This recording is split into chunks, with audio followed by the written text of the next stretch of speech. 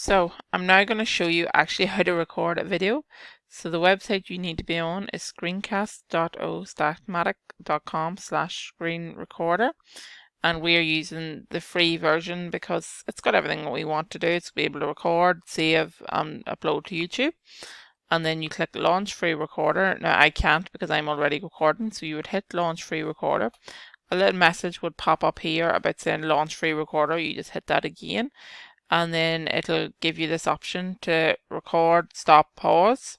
You just hit record, and that's it, and that's how you record. So once you're done, then it will ask you to save it and upload it somewhere, and then it's as straightforward as you save where you in your company folder, or you can upload it to YouTube, and that's all. And make sure your microphone is turned on. So to do that, you check your menu and microphone setup. You just need to make sure that your microphone is set up, and that's how you do a recording.